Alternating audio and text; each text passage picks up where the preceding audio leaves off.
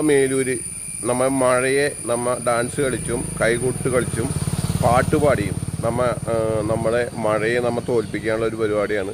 മഴയെ വെല്ലുവിളിച്ചുകൊണ്ട് ഇന്ന് കൂവക്കാട്ട് കുന്ന് പരിസരത്ത് ഒരു ഗ്രാമോത്സവം 2025 എന്ന വനിതാ കൈകൊട്ട് കളി മത്സരം നമ്മളിവിടെ പങ്കെടുക്കുകയാണ്.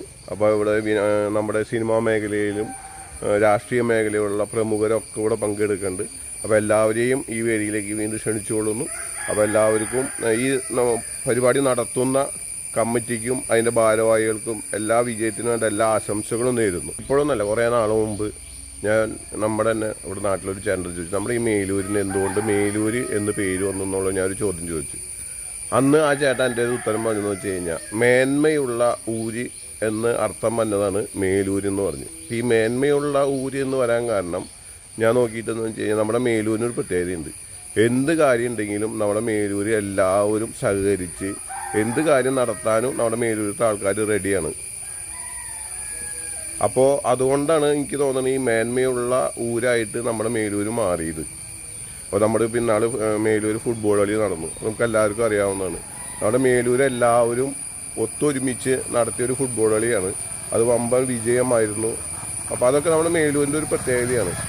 അപ്പോൾ അതുപോലെ തന്നെയാണ് നമ്മുടെ മേലൂർ ഈ ഓണം കളി, ഈ കൈകൊട്ടി കളി എന്ന് വെച്ച് കഴിഞ്ഞാൽ കഴിഞ്ഞ വർഷം ഏതാണ്ട് 8-9 സ്ഥലങ്ങളിൽ മേലൂർ പഞ്ചായത്തിൽ മാത്രം നടന്നു.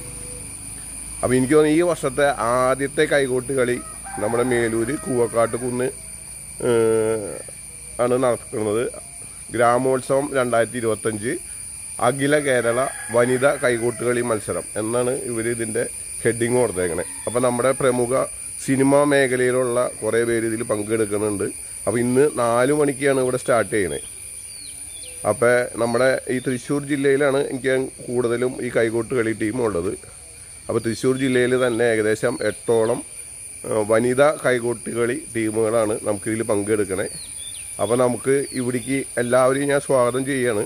അപ്പോൾ നമ്മുടെയൊക്കെ എല്ലാവരുടെയും ഒരുമിച്ചുള്ളൊരു സഹകരണമാണ് ഇപ്പോൾ നമ്മൾ എന്ത് പരിപാടി ആയാലും വിജയത്തിലേക്ക് വരുന്നത്.